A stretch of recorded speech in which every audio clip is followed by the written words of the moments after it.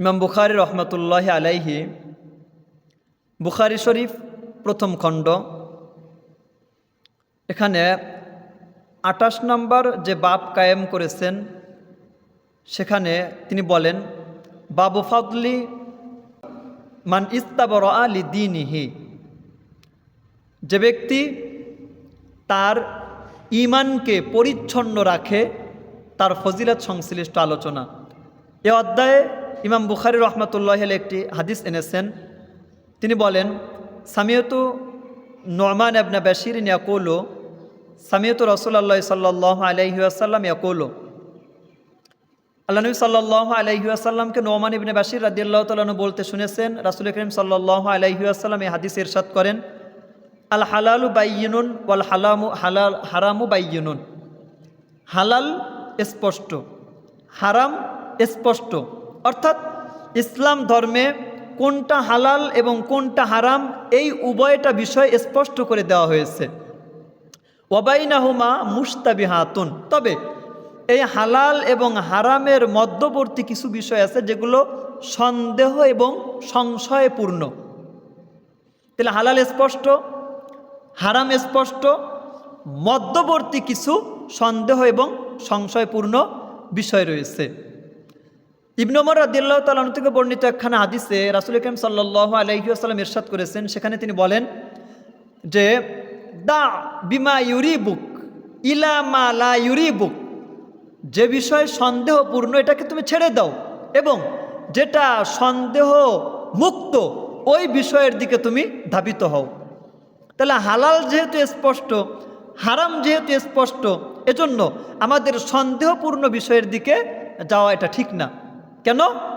যখন আমি সন্দেহপূর্ণ বিষয়ের দিকে ধাবিত হব তখন হতে পারে আমি হারামের দিকে চলে যাব। এজন্য এই হাদিসে আল্লাহ নবী সাল্লাল্লাহু আলাইহি ওয়াসাল্লাম পরে বলেন লা ইয়ালামুহা কাসীরুম মিনান নাস, এই যে সন্দেহপূর্ণ যে বিষয়গুলো রয়েছে এগুলো অনেক মানুষ আছে যারা এগুলো জানে না। ফামান ইত্তাকা আল মুশতাবিহাত, যে ব্যক্তি এই সন্দেহপূর্ণ বিষয় থেকে বিরত থাকলো ইস্তাবরা লিদীনিহি ওয়া ইরদিহি, ওই ব্যক্তি তার দিনদারিতা, ইমানদারিতা এবং আত্মসম্ভ্রম, মান মর্যাদা এটাকে সে ঠিক রাখলো, পরিচ্ছন্ন রাখলো, পুত পবিত্র করলো। এরপরে আল্লাহ নবী বলেন ওয়ামান ওয়াকাআ ফিশ শুবহাতি, যে ব্যক্তি সন্দেহপূর্ণ বিষয়ের ভিতরে নিমজ্জিত হলো, সন্দেহপূর্ণ বিষয়ের ভিতরে লিপ্ত হলো, এর একটা উদাহরণ দিয়ে আল্লাহ নবী সাল্লাল্লাহু আলাইহি ওয়াসাল্লাম বলেন যেই ব্যক্তি হলো কারাইন ইয়ারআ হাওলাল হিমা, সে হলো ওই ব্যক্তির ন্যায় যে ব্যক্তি একটা চারণ ভূমির ভিতরে তার প্রাণী ইত্যাদি এগুলো বিচরণ করাচ্ছে, যার পার্শ্ববর্তীতে আরেকটি নিষিদ্ধ চারণভূমি রয়েছে।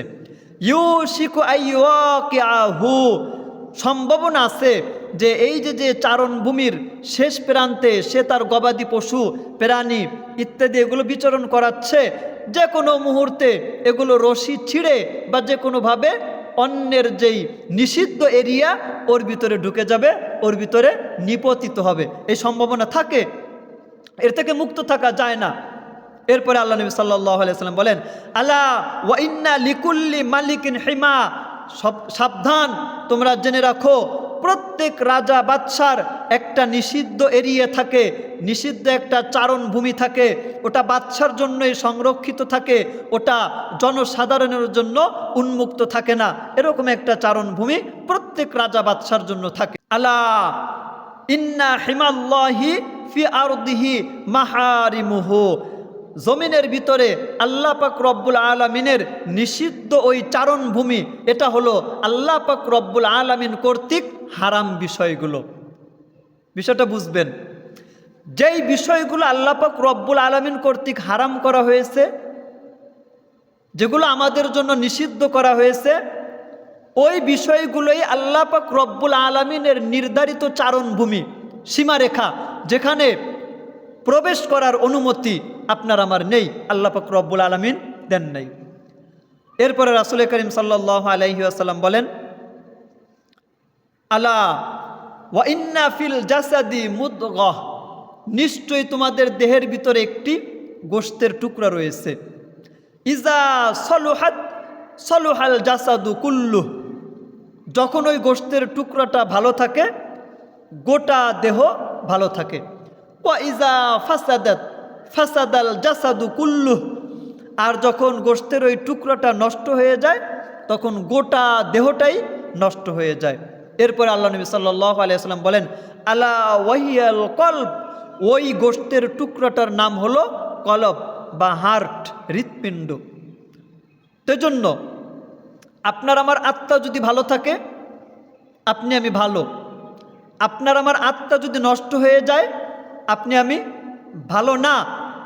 সেজন্য আল্লাহ পাক রব্বুল আলামিন কর্তৃক হারামকৃত বস্তু থেকে বেঁচে থাকতে হবে, বৈধ কাজগুলো করতে হবে এবং সন্দেহপূর্ণ যেই বিষয়গুলো আছে ওগুলোর থেকে আপনাকে আমাকে এড়িয়ে চলতে হবে। তখন আপনার আমার ঈমান এটা স্বচ্ছ থাকবে, আপনার আমার মান মর্যাদা এটা অক্ষুণ্ণ থাকবে। আল্লাহ পাক রব্বুল আলামিন আপনাকে আমাকে এই যে হাদিসখানা, এই হাদিসের তাৎপর্য বুঝে, এই হাদিসের যেই মূল দাবি ওটা বুঝে আমাদেরকে আমল করার তৌফিক দান করেন। আমিন। ওয়া আখিরু দাওয়ানা আলহামদুলিল্লাহি রাব্বিল আলামিন।